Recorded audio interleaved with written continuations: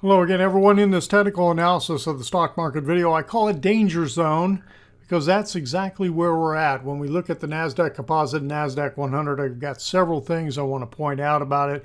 We've had a heck of a run, but there's a lot of extremes showing up right now. We're going to talk about that.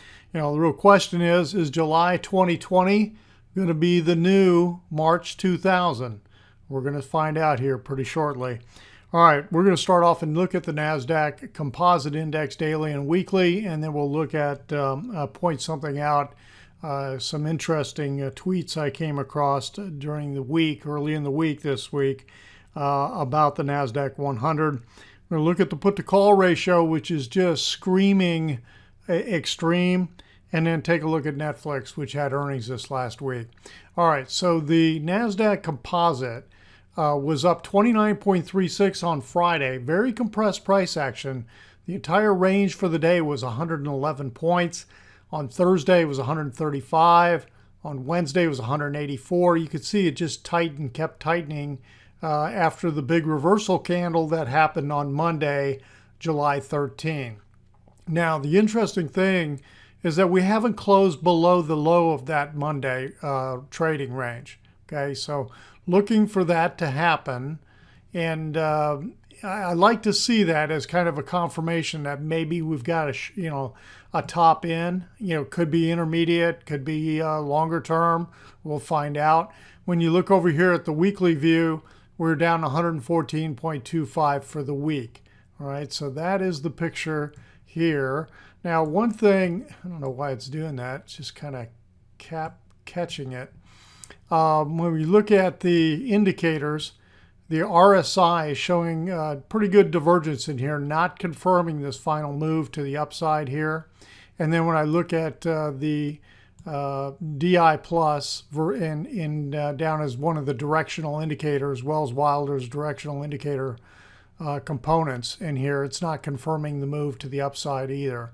And I really like it in terms of looking for the divergence when both of those show the same kind of picture and kind of confirm it. So that's the picture here on the more traditional view. When I look at the Elliott wave picture, and I am having issues with my data coming in, kind of keeps you in suspense, but I don't like the way it's been acting. All right, so here's more of the Elliott wave picture. We're talking about the intermediate wave 4 bottomed here on March 23rd. Clearly, this had to be a wave 5 that pushed to a new high here. And this is the wave count I've got. I think that there's a pretty good chance that we've completed minor wave 5.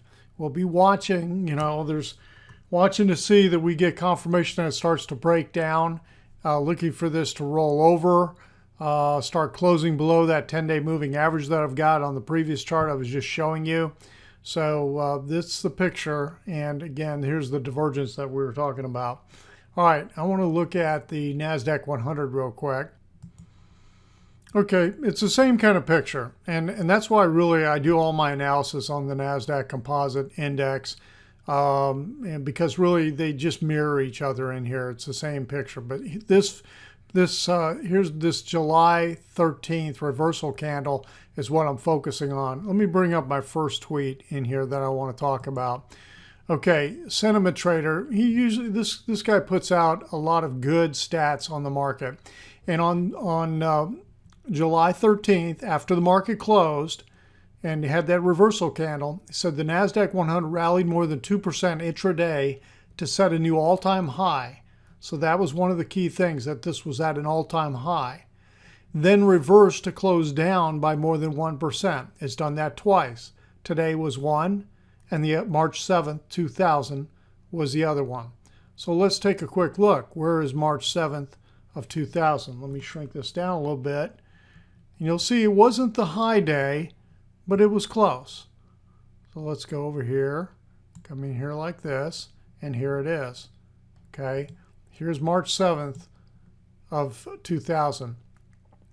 And a few trading days later, we had the all-time high in the Nasdaq for a long, long time.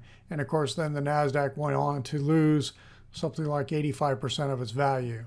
Okay, now I'm just talking about exactly what happened in 2000 to 2002. All right, so that's what he was talking about there.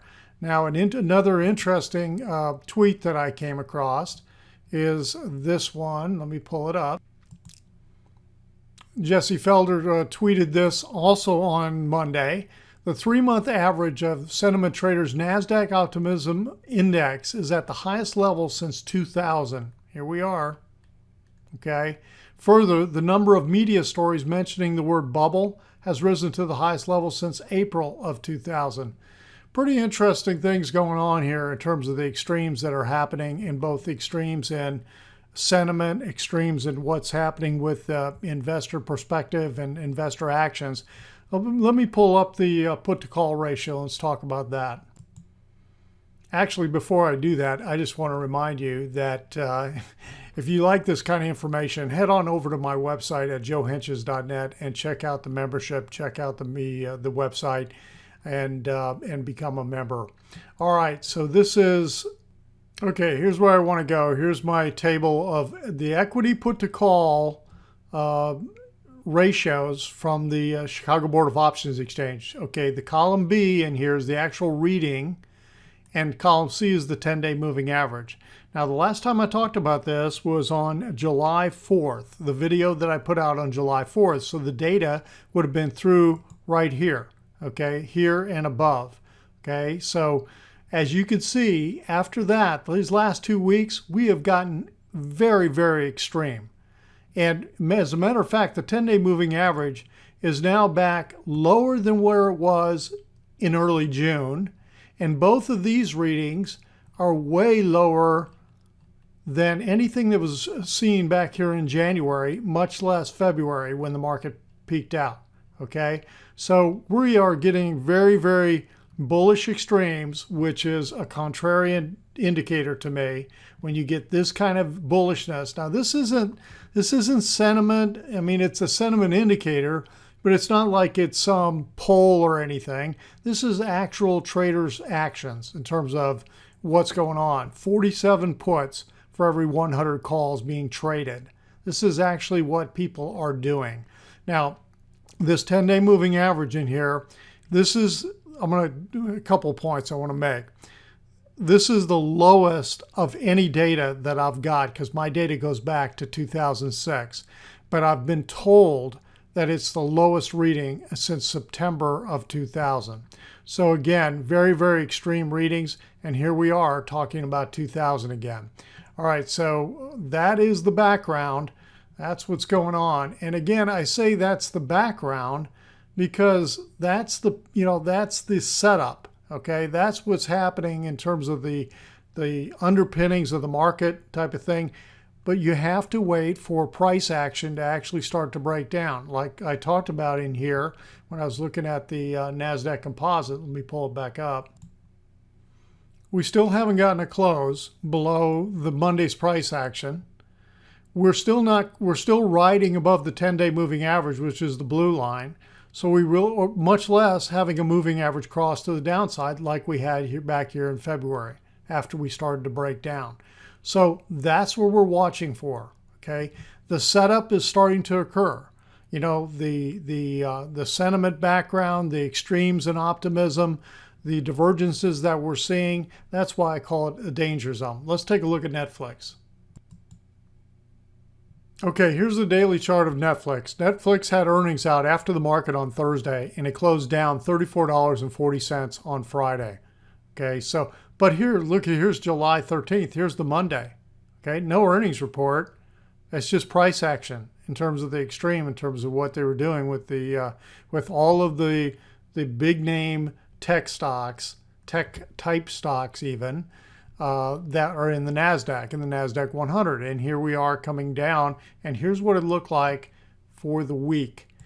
Pretty bearish looking picture here in terms of a candle. Very what you call dark cloud cover in terms of the way this ended up for the week. Down 55.74, 10.2% on the week.